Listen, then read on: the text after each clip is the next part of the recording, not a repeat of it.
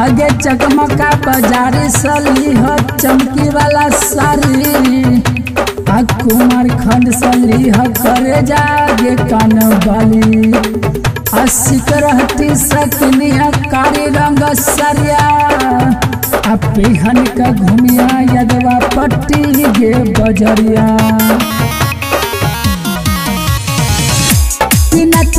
मेरा मल्ली समंगैया गे हो जाइबे मशहूर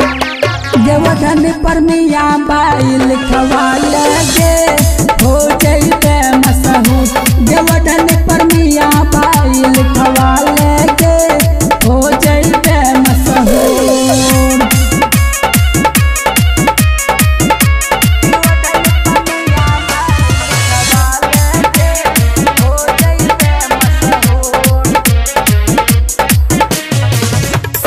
आगे मेला देखे हजरवा पट्टी